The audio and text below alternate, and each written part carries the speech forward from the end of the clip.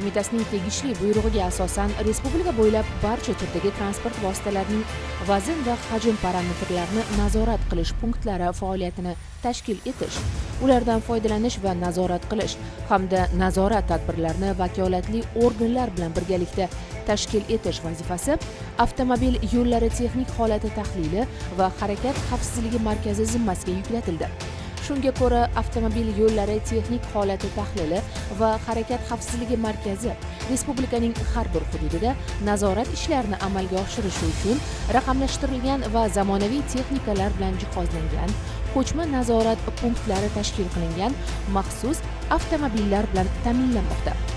Maxsus avtomobil ko'chma tarozi uskunasi, transport vositalarining gabaritlarini o'lchash uchun maxsus lineyka va narvon, harakat xavfsizligini ta'minlovchi mayoqchali konuslar, tungi yoritish uskunasi, uzluksiz elektr energiyasi bilan ta'minlash uchun invertor, batareyalar va generator, transport vositalarining g'ildiraklari uchun blokirator, transport vositalari davlat raqamini avtomatik qayd etuvchi hamda nazorat jarayonlarini kuzatish uchun 360 darajada tasvirga oluvchi kameralar bilan jihozlangan.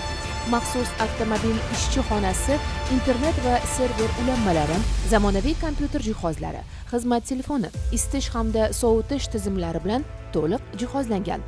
Xodimlarning samarali faoliyat yuritishi uchun barcha zarur sharoitlar yaratilgan.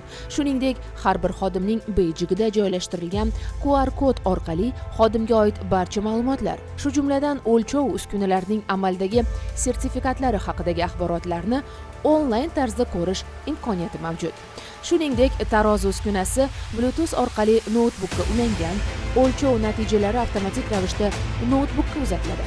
Bundan tashqari, onlayn rejimda transport vositalari davlat raqamlarini qayd etuvchi ANPR kamera ma'lumotlari maxsus avtomobilning ishchi xonasiga o'rnatilgan va tashqariga o'rnatilgan 360 darajada nazorat jarayonlarini yozib boruvchi kamera yozuvlari noutbukka uzatiladi va noutbukdagi ushbu ma'lumotlar maxsus avtomobildagi serverga yuboriladi. Ushbu sa'y-harakatlarning maqsadi harakat xavfsizligini ta'minlash, avtomobil yo'llarining ta'mirlararo muddatlargacha buzilishining oldini olishga qaratilgan.